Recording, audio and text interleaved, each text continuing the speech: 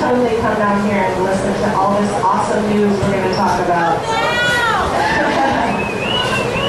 So I was wondering, by a show of hands, for how many of y'all is this your first meeting? First meeting? Ooh, we got 1, 2. Awesome, 3. Welcome, you guys. And then I was wondering, a show of hands if you're a member of TXNORML. All right. That's awesome. You guys, we've doubled our membership in the last year. That's really good. And then lastly, if you're an officer or a director for the board, please raise your hand. Thank you. These people volunteer their time for TXNORML, so thank you so much to each of y'all. Now, I'm going to fix this microphone because it's a little weird in the height. There we go. And I want to start talking about the news. Let's start off with a few polls that have been going on throughout the country. The first one's out of Tallahassee, Florida. Apparently, 9 out of 10 Florida voters support legalizing the use of cannabis for medicinal purposes. Additionally, 53% of voters support allowing adults in Florida to possess small amounts of marijuana for personal use. So they've now gone over the halfway mark for support for legalization, so that's good news for them. Also, in Florida in November, they are going to have a ballot initiative that they can vote on, and it will be for a constitutional amendment that seeks to legalize and regulate the dispensing of cannabis to authorized patients. This measure would amend the state constitution so it would need 60% of the voters to be in favor of it before it could be enacted. So look out in November for what happens in Florida. A little note about Texas and how we get it done here. In Texas, we have to change our drug laws at the state level, and we have no ballot initiative at the state level. So we're fully reliant on our elected officials, and because of that, it's really important who you vote for. We'll have a voter's guide out later this summer, and then make sure you're registered to vote and go out on November 4th and vote, because that's how we're going to make a difference in Texas. Also, there's an activist packet at our table over here, and it will show you how you can get started and find out who your representatives are. Now, TNEC, I'm not even sure if I'm saying that right, New Jersey, TNEC, okay, TNEC. So they were comparing support for legalizing marijuana versus support for allowing adults to legally engage on online gambling. So they had to choose between those two activities, and they prefer to see marijuana legalized everywhere. That's what 52% of respondents chose, while only 20% wanted to legalize online gambling. So pot, more popular than gambling. That's pretty awesome. I'm going to have to take this out.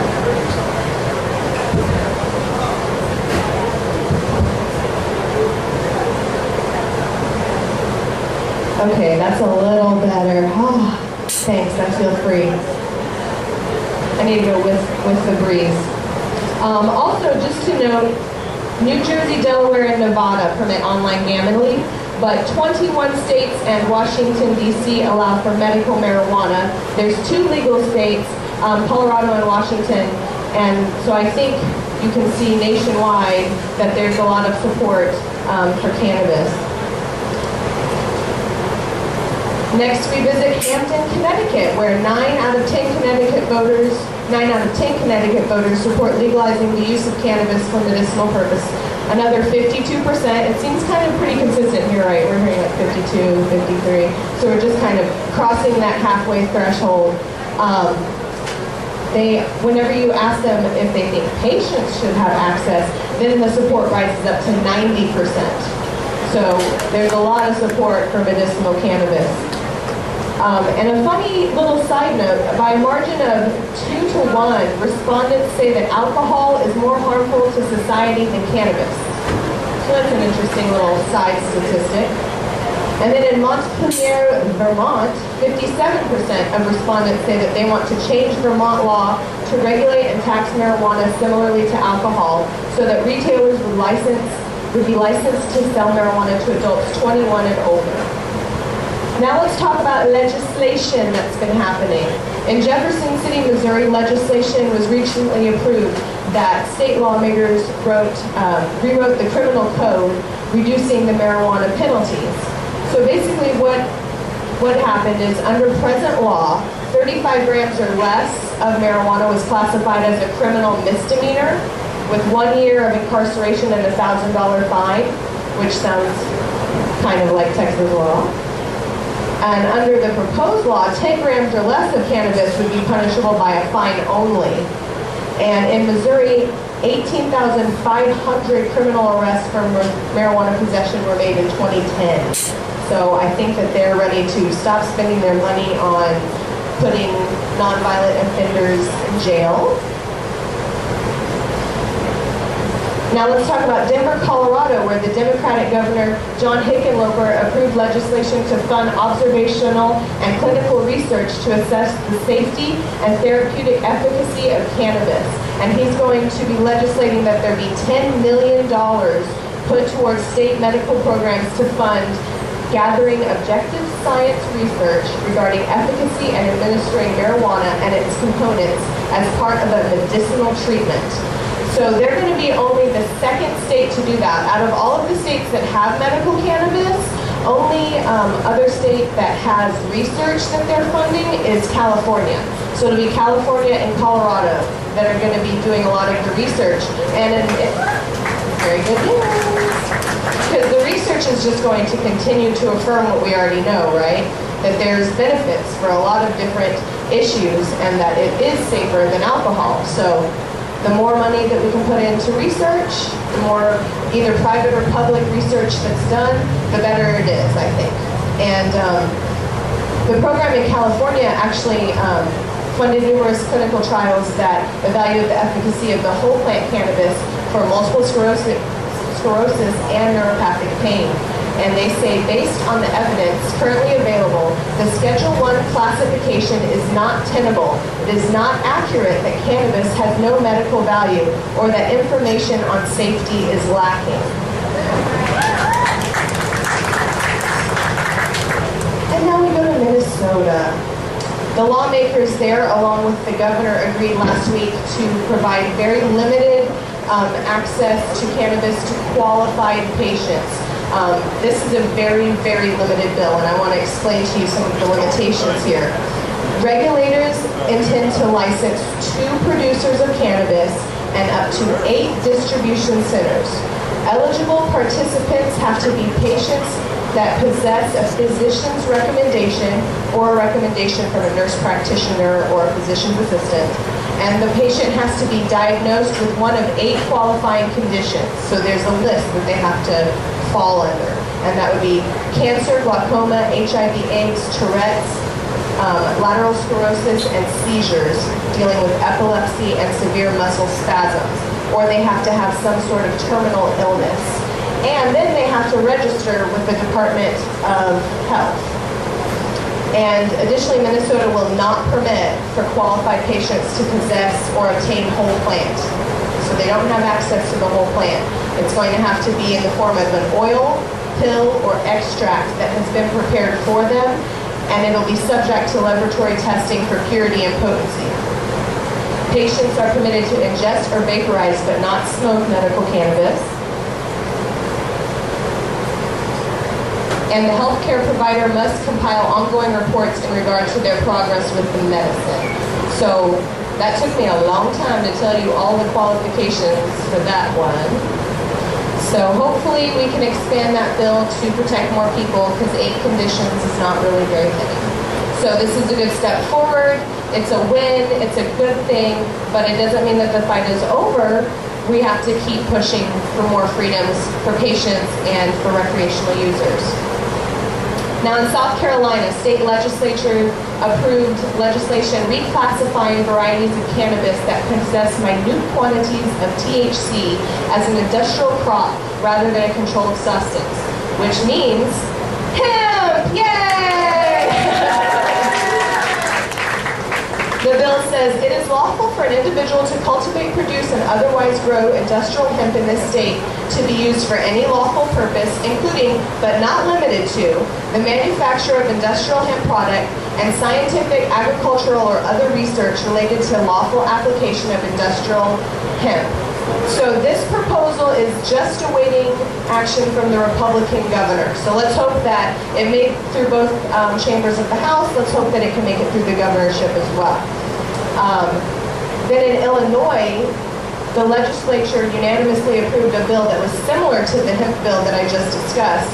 And it was voted through both chambers, and now it's going to the governor's desk. And our guest speaker tonight is Heather Fazio, and she's with Marijuana Policy, Marijuana Policy Project. I don't know why I'm stumbling over that. And I'm hoping that she'll be able to maybe touch on a little bit on what kind of bills we can expect to look forward to, because we have a similar system set up here where we have to go through our legislature. So the bill will have to be written, supported, it'll have to be assigned to in a committee, make it out of the committee, then it'll have to go onto the floor of whichever part of the chamber it's in, and then it'll go through the same process on the other side. Any amendments that are made have to be rectified between the two houses, and then it'll go to the governor to become law. Think we can do that? 2015? 2017? 2019? We're gonna do it? All right, I'm getting excited about that one. All right. So there's a study out of Melbourne, Australia, and it talks about liberalizing cannabis. And it says that it's not associated with significant long-term changes in plant use among the general population. So they assembled a study to check on the impact of statewide decriminalization measures and how it affected Australia's overall use of cannabis and the age of cannabis initiation. So the authors basically reported that for the first 5 years there was a slight uptick, but then after that it went back to normal. There was no change.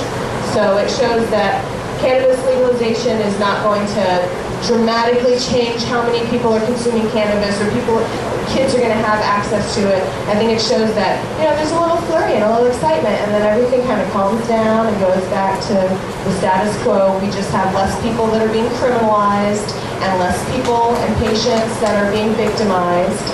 So let's hope that people pay attention to that study to see how really positive or not negative legalization can be. And then there's some analysis from Chicago, Illinois. In Chicago, 99% of all annual marijuana arrests are just for possession. No cultivation, no distribution, just possession, simple possession, 99%. That is staggering to me. And of that, African Americans were nearly 8 times as likely to be arrested for violations.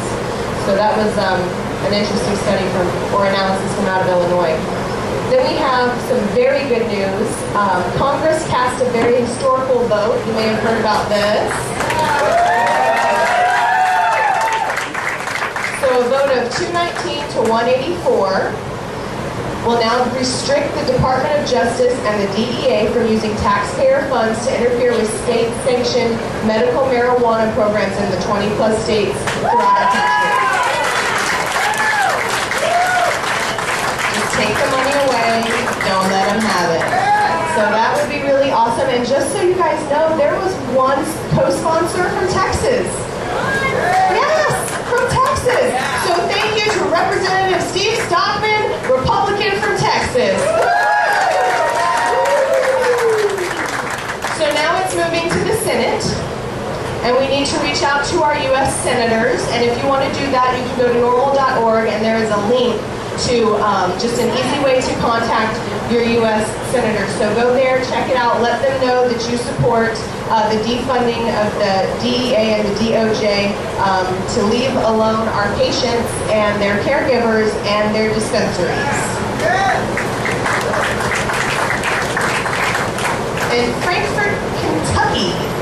So Kentucky recently passed hemp laws that they can now cultivate hemp. Yeah. But then the Department of Agriculture decided to, the DEA decided to seize their shipment of over 286 pounds of hemp seeds. And Kentucky said, hell no, and they sued for it. And they got it back. So that's good news for Kentucky. I'm glad that they stood their ground on that and said, we would like our cannabis or our hemp seeds, please.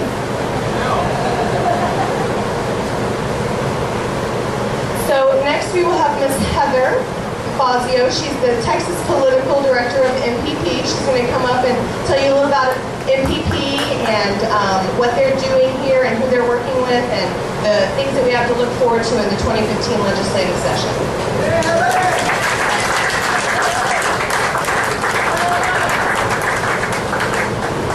Thank you. Always great to be here. Well, I'm going to go ahead and start off with some really great news that happened today in Fort Worth, which I just came from. And you might be surprised, it was the Republican convention, that we had great news on our issue today. Their temporary platform committee included in their report a plank for medical marijuana in Texas, advocating for it here in Texas.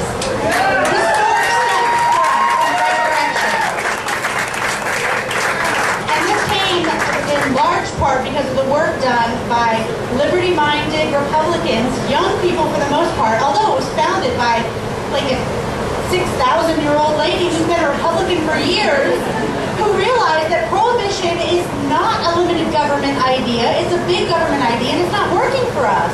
It is in the contradiction to really what the platform and the principles of what the Republican Party are supposed to be. We all know they've gotten far away from what they say that they want to do in a lot of instances. But it looks like they're coming back. There's young people getting involved. Zoe Russell is leading Republicans Against Marijuana Prohibition, which was founded by Ann Lee, who is the older lady who started all of this, and it's because her son was in a terrible accident, and we told her reluctantly, because he knew how she felt about it, because she says she bought every line that the government told us about how terrible marijuana is for you. And he told her that marijuana is good for me, it helps with my pain and my spasms. And here she is leading the effort in Texas with the Republican Party to bring access to legal and safe medical marijuana to patients here. It's a beautiful thing, beautiful progress. Now, it's not over yet. That was step 2. Yesterday, step 1 happened. Today was step 2. Tomorrow is step 3 when they actually appoint their platform committee. So be on the lookout in the news for big news. Hopefully that really does come to fruition. We have a lot to look forward to in the coming months, years. Our movement is really moving for this issue all across the country and in Texas as well. We're building a really broad coalition. Law enforcement, mothers, veterans, Republicans, Democrats, of course the Libertarians are involved and interested. Building this coalition to further the cause and pass legislation in Texas. MPP Marijuana Policy Project is a national organization that I feel really quite blessed to be a part of and have been hired to be the Texas political director and working here with the grassroots in order to pass legislation. So they work on the national, the state, and the local level, and a lot of the news that you're seeing with the movement around the country, MPP has played a significant role in getting these pieces of legislation passed. You know, Jack mentioned we're at 22 medical marijuana states in the United States. We're almost at the halfway point, and it's all going to come crumbling down. And she mentioned the legislation that was passed, the defunding of the DEA for raiding medical marijuana dispensaries. This is absolutely huge. Absolutely, this is the first brick in the wall of marijuana prohibition, the war on drugs, that is starting to crumble. And it really is historic, like she said. And for the Republicans who are real into states' rights and nullification, that's what I want to reinforce, that this is a states' rights issue. This is for Texas to decide how we want to run policy in our state. And Congress really just affirmed that. So it's such a beautiful thing. So my job is really grassroots mobilization. That's us. That's the people getting involved in the process. And again, as Jax mentioned, we have to go through the legislative session, the legislative process in order to get laws changed here. We can't sign ballots and bring it and put it to the voters. We have to go through our legislators. We have to be actively engaged. We have to have real grown-up professional conversations with our legislators in their district offices right now. Starting now, you can go home and draft an email, draft a handwritten letter, it means even more, sign it and send it in, make phone calls, starting now to soften these guys up, to let them know, and call your friends that are outside of Austin, because Austin you kind of know where they're going to vote, but call your friends and family. We have to start having conversations and getting people mobilized, and that's my job, is to mobilize the grassroots, mobilize and prepare constituents to be meeting in district offices, and then to come to the Capitol during the legislative session.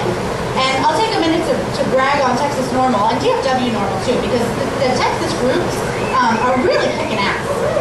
They really are. Stepping up their efforts. The last legislative session we had a great lobby day, which I'm sure many of you here in this room were there to visit the Capitol, to visit your legislator's office. Voter guides coming out, action alerts, so that you know not only that there happens to be legislation floating around in our Texas Capitol, but who to call, who to send emails to, what to say, what the bill numbers are. And the leadership with Texas NORML has done that for you. And I couldn't be more excited to be jumping into this, because they've already laid the groundwork for it. So we're going to step up our efforts by working together, by building a broad coalition. And I'm hoping that the name of our coalition will be Texans for Sensible Marijuana Policy. And that'll be our group where we're working with Democrats, Republicans, like I mentioned, mothers, law enforcement, veterans. We're going to hear from Dave in a little bit. Dave's here, our veteran liaison. And these guys fought for freedom abroad, right, to keep us safe and keep us free here. They come home and they're less free. They have less freedom when they come home. And that's really unacceptable. And so it's great to see men and women like him standing up and really pushing back on this war effort, domestic warfare on the streets of the United States, which has got to stop. The legislation that we're going to introduce, we have our sights are high. We are going to introduce 3 pieces of legislation that are ideally, they're a perfect piece of the legislation. We've seen bills passed in other states, and what we want to do is get the perfect bills here in Texas and start it off right. So the first bill is going to be our medical marijuana bill. And what the essential elements of the medical marijuana bill will be is no fear of arrest for patients and physicians. So you don't have, it's not the affirmative defense so that, yeah, you'll be arrested and you have to go to court and then maybe the judge will let you off. We're talking about no arrest for patients and physicians and no fear of it.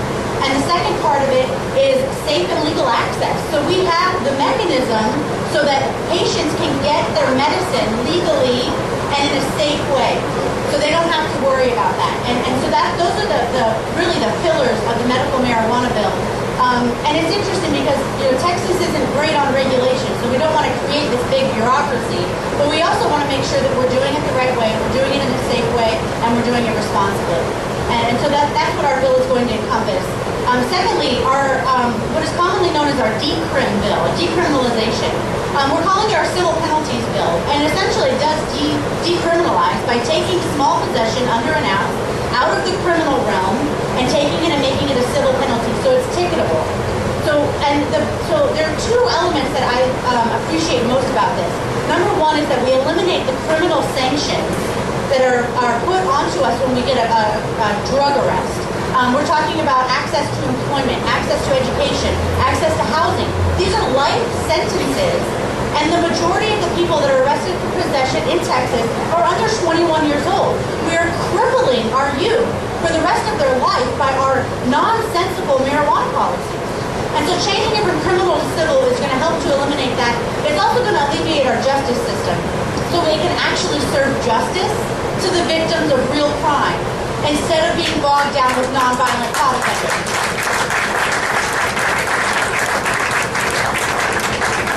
And finally, we're pushing for the whole enchilada. We want to get full legalization in Texas.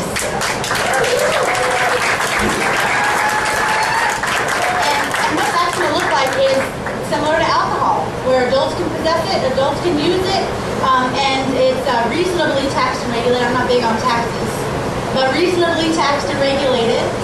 so that it's done responsibly and done well, and that we can bring people on board to this issue. And you know what we're going to be taking money from law enforcement that is so, our law enforcement resources are so strapped. I mean, the clearance rates for even just simple theft are so low because law enforcement is spending their time on arresting people smoking pot or selling pot. And it shouldn't be like that. The people selling pot are not criminals. They're not hurting anyone. They should be legitimate business owners in Texas making money. That's what our final bill is going to do. And you know, I just want to kind of drive home a point that I was making out of the rally. How many of y'all were at the rally that the Texas NORML hosted at the Capitol? All right. It was great. And you know, DFW NORML hosted a rally on the same day, so both the northern and southern Texas were represented and got activists out there. And El Paso, which is, they're doing great out there. And so one of the points I was driving home is the level of professionalism that is necessary for getting these laws changed. So there's a role for everyone. So if it's not your style to get dressed up and go talk to a legislator, if you're not comfortable with that, that's okay because there's a lot of people that are. And when you go to the Capitol, you have to put the uniform on. You got to step it up so that you're taken seriously because this is a serious issue. This is literally a war that the government has launched on our people in our streets and is plaguing our communities. And we have got to take it seriously, and that way we can get the laws changed. That's the only way we're going to do it. And so at the Capitol, step up the professionalism. And if that's not your style, write an email, make a phone call. It's all good. We need everyone to be involved at whatever level they want to be involved at, whatever you're comfortable with.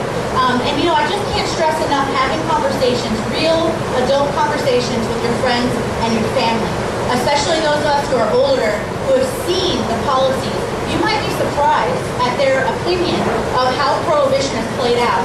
You know, our people, our society has been strucken with fear about drugs and marijuana in particular. That's what we're talking about here.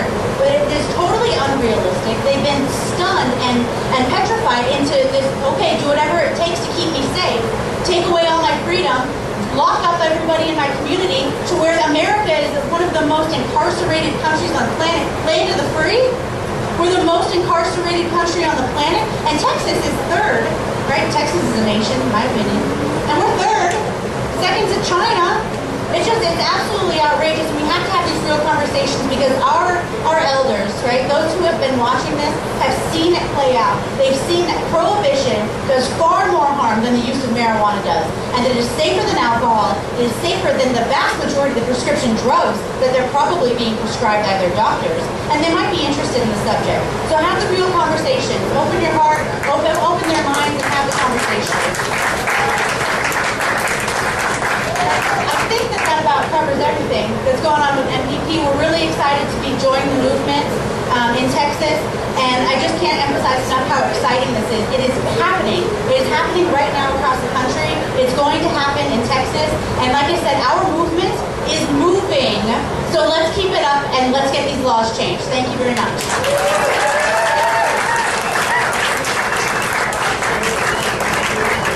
Tell it, woman. Tell it like it is. I like to hear about all of the good stuff we're going to have coming up in this upcoming legislative session. There's actually a legislative education packet at our table, and we distributed that to the representatives and the senators at the Capitol, along with the clinical application book last year.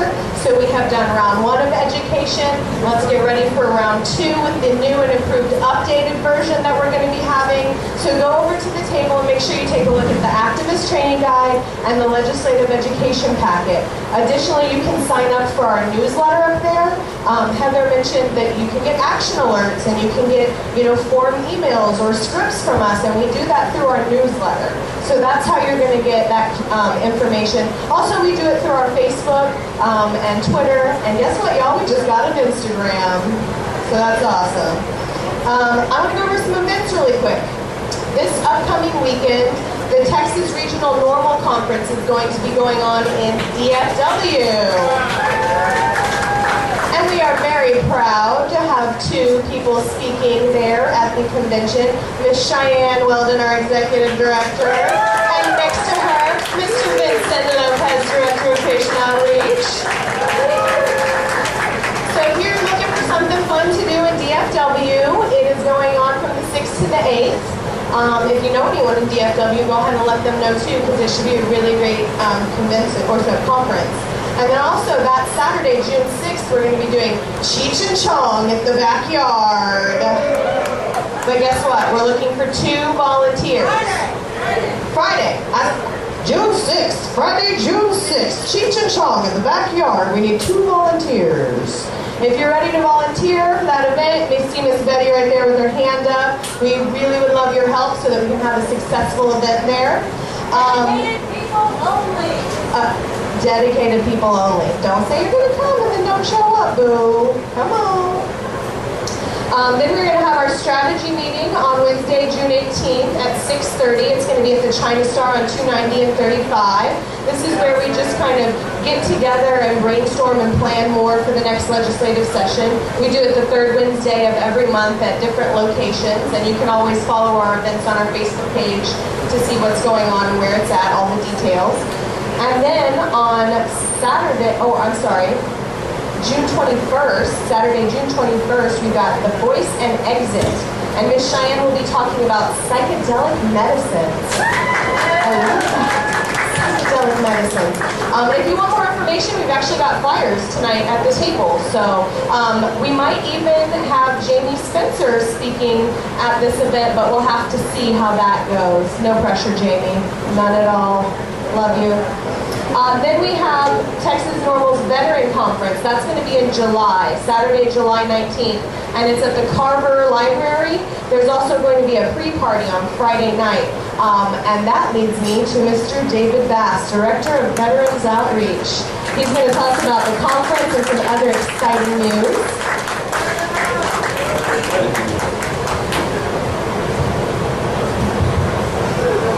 Thank you for being here.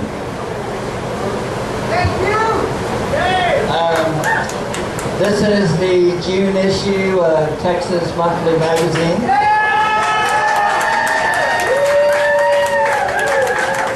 George Strait is on the cover, and that's cool. We all love George. But what's more cool is on page 114, there is an article by William Martin, the head of the Baker Institute for Public Policy at Rice University. And the name of the article is War Without End. War Without End. And William interviewed Texas veterans who have been diagnosed with PTSD and who use cannabis as an alternative medication to pharmaceuticals given to us by our VA doctors. And every single veteran that William has talked to says the exact same thing. I was addicted to pharmaceutical medications given to me by my military doctors and the VA doctors, and cannabis was an exit drug for me to kick my addiction to alcohol and pharmaceuticals.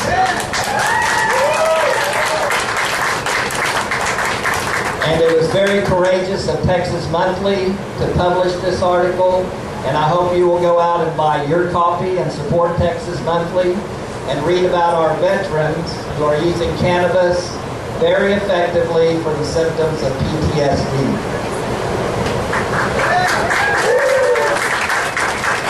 Our veterans are going to go up in 2015 and testify to our legislators and tell them why it is not right for a veteran in Texas to be put in prison for using cannabis, nor should any citizen in Texas be put in prison for using cannabis.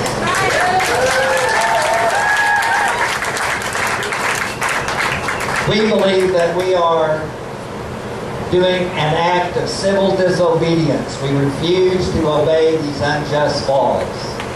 And we want the Texas legislators to change these laws. My friend Rex up here is a Vietnam veteran, and he's been fighting for the right to legally use cannabis since 1970.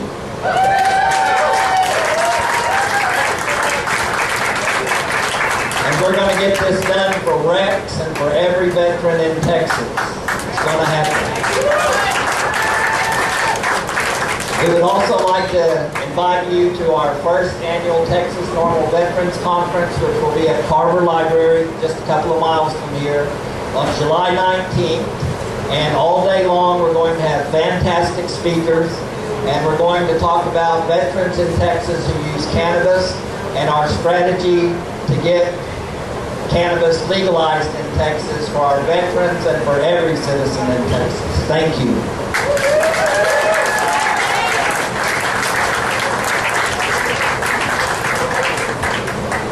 I think we can all agree that our veterans should not come home from war and have to worry about what state they live in to decide what rights they have, to what kind of medicine they want to take for whatever disease or issue that they have. They should have equal rights throughout all of the United States. Hopefully we can change it at the federal level, but at least we can try to change it at the state level to show them, you know what, Texas supports our veterans and we're not going to put up with your laws. Darn tootin'. And real quick, we have Miss Rebecca Powers here from Voice and Exit, and she just wanted to give a quick little plug. It's the one that Cheyenne's going to be speaking at, so if you guys would listen to Miss Rebecca Powers. It's a fabulous name. Thanks so much. So, yeah, that's exactly why I wanted to talk about it. NORML is actually going to be involved in this year's Voice and Exit experience. We have Cheyenne Walden speaking on a panel on psychedelic medicine, and we're also hoping to incorporate NORML in a panel that will be about criminal justice reform. So my role with Voice and Exit is mainly to promote the event and let people know about it. This is going to be on June 21st, which is a Saturday, here in Austin, Texas at Ballet Austin, and also the Austin Music Hall. I have a substantial amount of palm cards in my purse, and in addition, there are a few up there at the table at the front. So I'd love for you to grab one, check it out. We will, of course, announce a discount code for NORML members so that you can get a discount on your tickets. You know, it's kind of expensive to reserve these big venues and have awesome speakers. But just to wrap up, Voice and Exit is essentially a combination of TED Talks and Cirque du Soleil. So if you like liberty and you like advancing things that, you know, you're seeking the truth, I really think you'd enjoy Voice and Exit. There's also the social component of it as well, which will be the festival in the evening. So I hope to see you there. And if you would like more information, I'll be around for a while. I'm wearing a very colorful dress, so you can't miss me. And again, my name's Rebecca, helping with Voice and Exit. Thank you, Rebecca. We appreciate you inviting us to be a part of the event. Happy to sponsor the panel that Cheyenne's going to be on. I wanted to just go over one last news item for the night that's been developing over the last month. Have any of you heard, by a show of hands, of Jacob Lavora? Yep. Okay. You guys have been paying attention to the news then. So I'm going to just give a brief overview of the story for those of you who didn't raise your hand so you know what's going on. Jacob is a 19-year-old boy in Williamson County. He was arrested for 1.5 pounds of medicated brownies. He's being charged with a first-degree felony with a possible sentence of 5 to life. When we found out about this through a reporter that we work with occasionally, she broke the story and she reached out to us and asked us for basically a commentary on what was going on. And the first piece was popular, the second piece was popular, so they followed up with our legal counsel to talk about it from the legal aspect.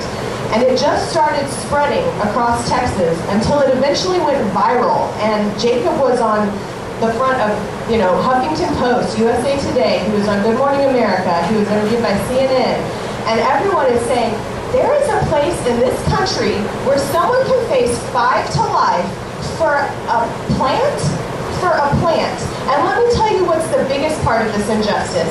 He is being charged for the flour, the eggs, the sugar, the butter, the chocolate, the cannabis, the containers, that they were in, because they can include any and all dilutants and additives. And friends, if you don't know the penalties in Texas, I suggest you go to TXNORML.org and look them up. A drop of hash oil or concentrates is a felony.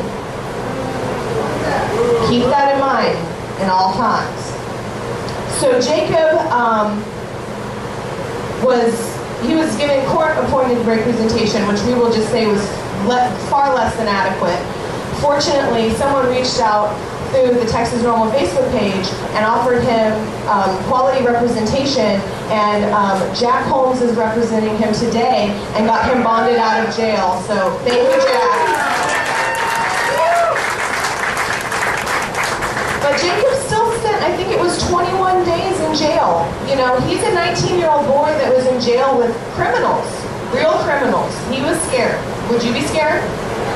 I would be absolutely scared. So his next court date is going to be on the 19th of this month. And it's going to be at the Georgetown Courthouse. And there is going to be a rally there to support Jacob. Everyone is going to be wearing blue. Please feel free to bring a sign if you would like to come. The rally is going to be going on from 12:30 to 2:30, and the actual hearing is at 1:30. It's an arraignment. Just so you know, there have been no deals offered, no deals taken. They're still in the discovery stage, so they're trying to really do their due diligence before anything is negotiated or agreed to. I got to meet Jacob, and he's a really nice kid, and actually his girlfriend got arrested with him. She's just facing different charges, not quite as harsh charges. So if you want to follow that story, there is a Justice for Jacob Facebook page, and there's like a GoFundMe, a petition you can sign. But this is here in Texas that this is happening, that a young kid is facing this kind of situation. And I just want to point out that last year, our decrim bill, when it did pass out of committee, had a provision, you know, a special provision that it was for people, I think it was 21 years and under, and I think that it's really important that we remember that this is something that's affecting our kids, and it is so evident that even in a committee, they made an amendment to say we need to help our kids not be in trouble for the rest of their life for something they may have done when they were a little kid. So on that note, I just want to say thank you for coming out tonight. Please go up to our table, check out our merchandise, our newsletter. Oh, Jamie's hearkening me. Oh, hello. This is Jamie Spencer, legal counsel. Hi, folks. Sorry to interrupt. I wasn't supposed to be a speaker tonight, but I just want to talk a little bit, not specifically about the Jacob Navarro story, but about hash versus marijuana.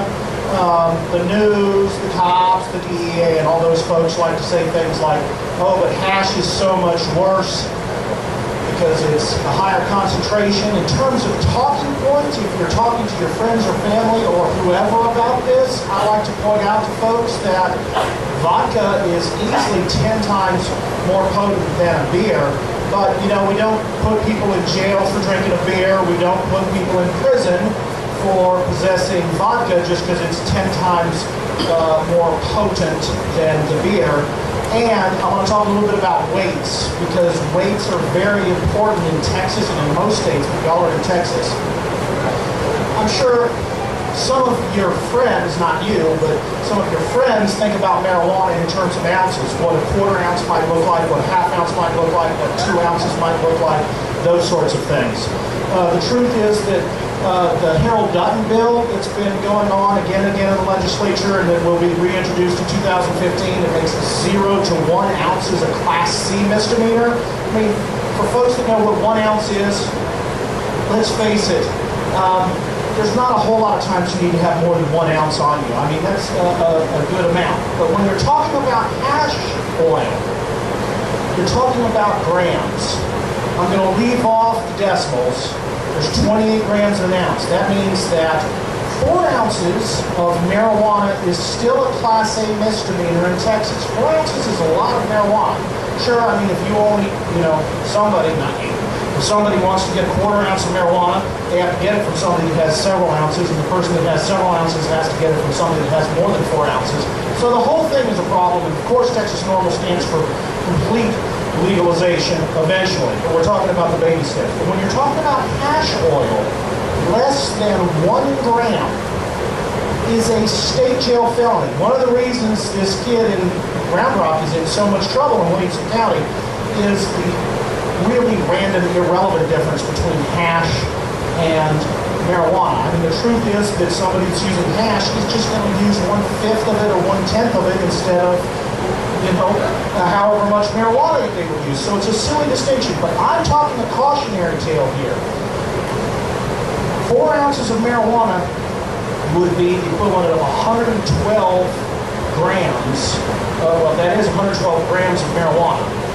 Think how much 4 ounces of marijuana is, okay, and then divide that by 128.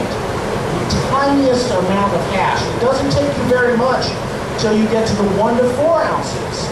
So hash oil starts at 6 months to 2 years, day for day in a state jail facility, no parole.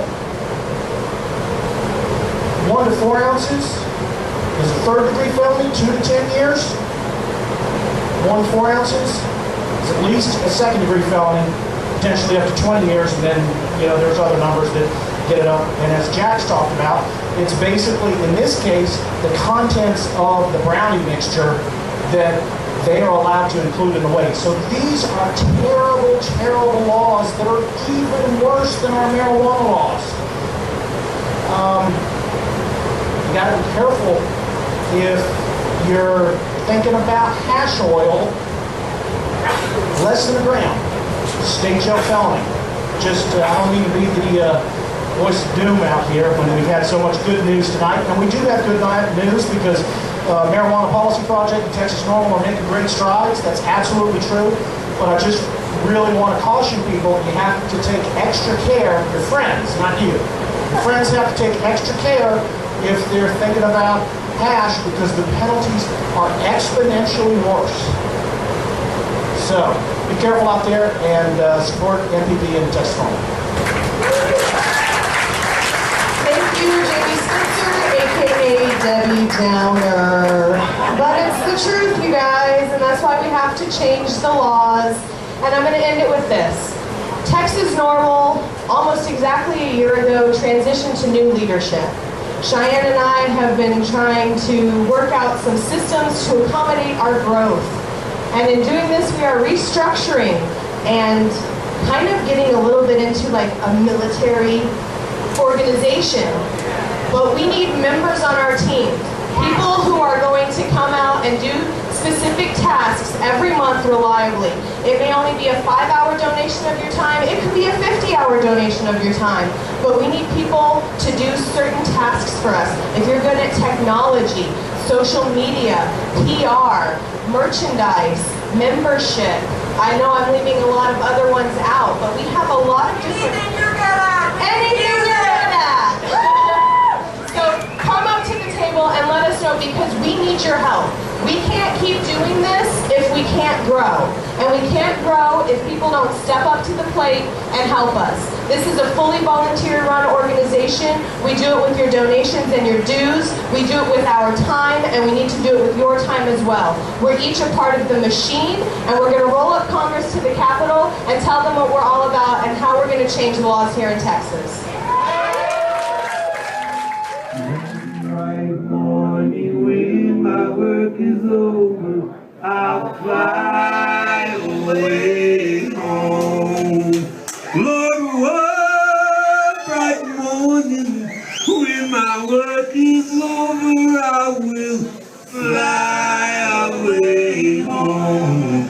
One bright morning, when my work is over, I'll fly